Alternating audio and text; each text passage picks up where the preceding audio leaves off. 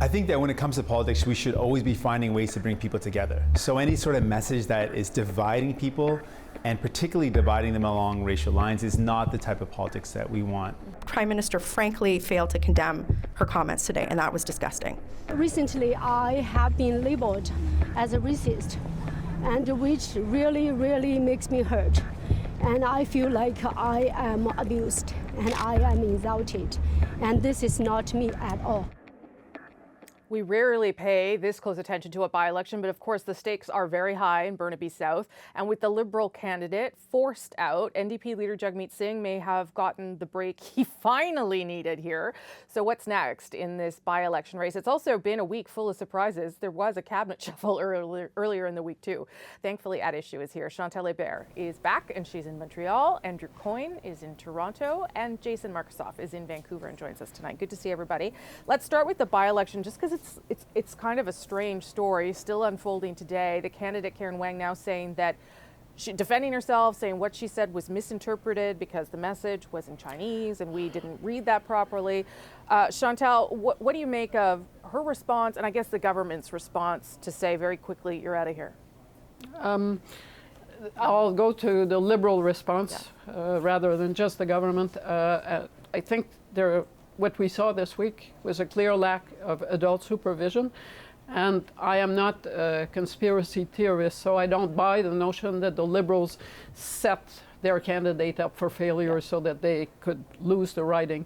But it does show that they are not paying a lot of attention to trying to beat Jagmeet Singh. And I will compare that with what I see in my backyard in Outremont, Thomas Mulcair's riding, which is also in play on the same day, and where the signs are already out with pictures of the Prime Minister. You can tell where the Liberal attention is focused in this set of by-election. It's not in winning Burnaby South and beating Jagmeet Singh, it's in taking away Thomas Mulcair's Outremont riding, which has iconic value for the NDP.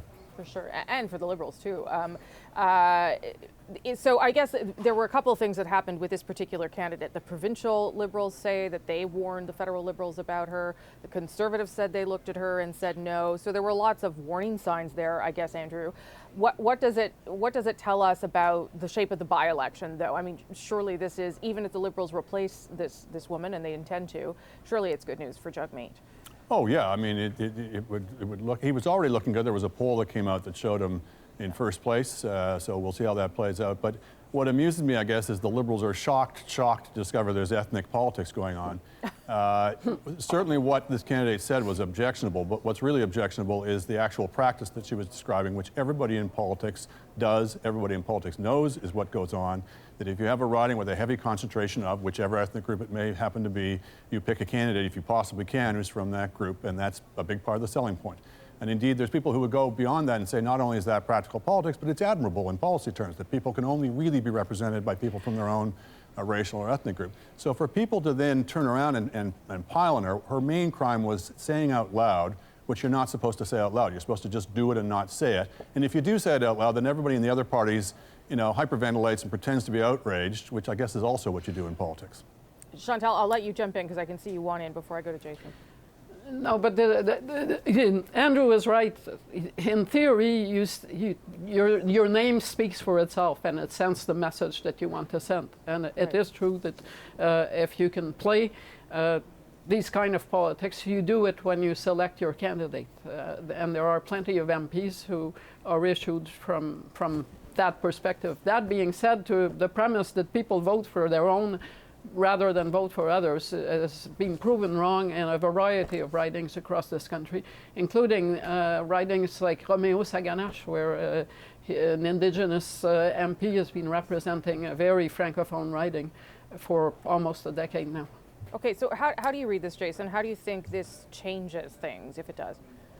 I think this actually, in a way, winds up looking bad for Jagmeet Singh either way. I mean, Liberals, there's always been, the fact that there's even this rumor or speculation that Liberals wanted to throw this almost makes Jagmeet Singh look worse. Should he win now, and it does seem likely that he'll win, given it already was, but given the disarray, the Liberals will be able to boast, and some of the Jagmeet Singh's internal critics, of which there are many, will be able to say, yeah, but he only won because the Liberals completely blew themselves up.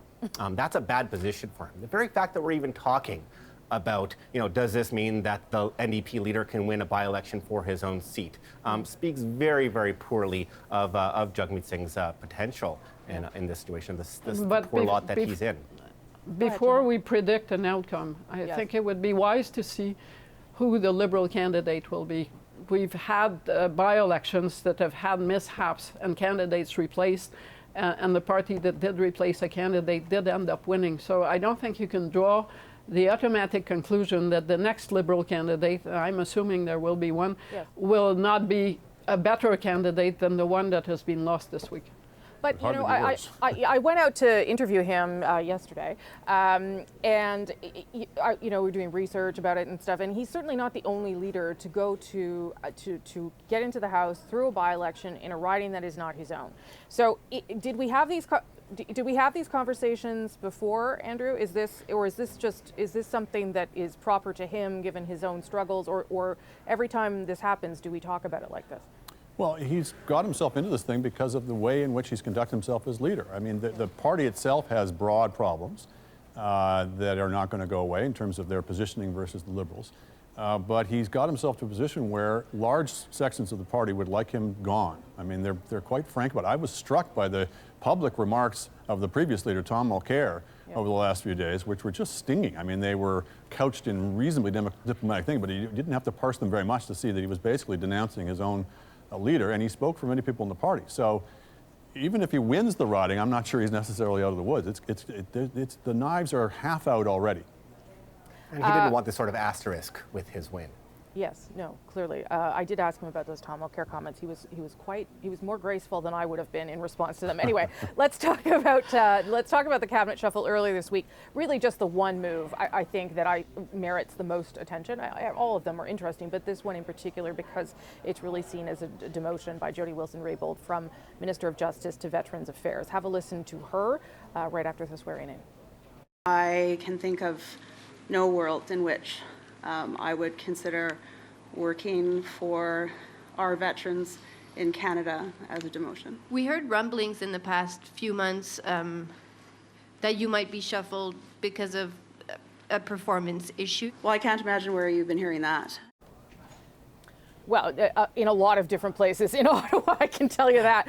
A couple of things that I think are worth noting. First of all, no one is suggesting that Veterans Affairs in itself is unimportant, but I think the suggestion is that this was the job she wanted to keep, and she didn't get to keep it. That's why it's a demotion.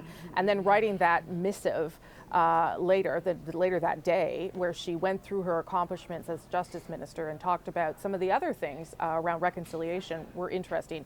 Chantal, what did you make of that? What does that tell us about what's going on inside Cabinet, or how it might be working or not working? Well, setting a bit of political correctness aside, there is no doubt that the Veterans Affairs portfolio is less central to the activities of the government and the justice portfolio. Of course, yeah. It's a smaller and that one, has been true in the past, and it will be true in the future. Sure. I did not expect Ms. Wilson-Raybould, if the Liberals won the next election, to be reconducted to justice or even to as senior a portfolio. We have all heard the frictions between the PMO and the former Justice Minister. It wasn't working out terribly well, at least the relationship between the centre and the minister. I was surprised that it would happen before the election. I frankly expected her to survive until after the next election, and I'm not too sure whether it happened because the Prime Minister or the senior people in his office felt that they had an opportunity and they just couldn't resist making that move.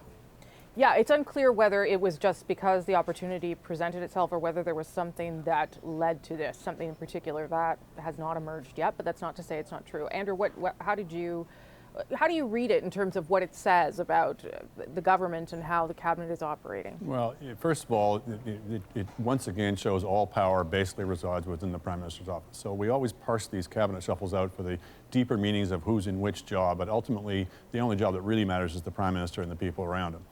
in this case, you know, I'm not privy to the private conversations, but you hear two schools of thought, one of which is that she wasn't a particularly good manager of her department, that there were appointments that went unfilled, there were turnover among staff, et cetera. The other is that she wasn't sufficiently laudatory of the Prime Minister and the government and all their works for Indigenous people. And the truth is probably some combination of the two, but what's common to both of them is the notion that this was just another move in that she was taking on another portfolio, it was not a demotion, and she was thrilled, and the Prime Minister was thrilled with her work, is some of the theater that people in politics are required to go through every day. And this was a particularly both saccharine and hypocritical display of it. Well, except she did put that letter out, which was highly unusual, yes. and I would have expected the Prime Minister's office then to fire back in some, you know, senior official says way, but that didn't happen either. So there does seem to be an acknowledgement that she needs to stay in cabinet, that they want her around. They just don't want her to have the kind of power, I guess, that they felt she wielded. Jason, you want to weigh in there? And so much of the art of cabinet making, especially these days, is about signals and symbolism. Sure. You want to make sure you have, Trudeau's made sure he wants that gender balance. He wanted to make sure he had a Nova Scotia representative, so he installed somebody in rural economic development, and he wanted to make sure the rural flank is covered.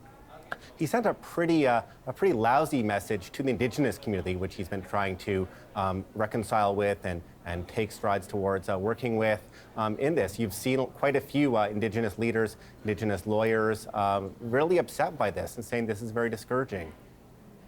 But I mean, I've heard those and seen those things too, but it does not take away from the message that the government still believes this to be important. I mean, why would all of that message that was there before, why did all of that reside within a minister who happens to be of Indigenous descent or a minister who's very capable, like Minister Philpott? Why does all of that have to be there?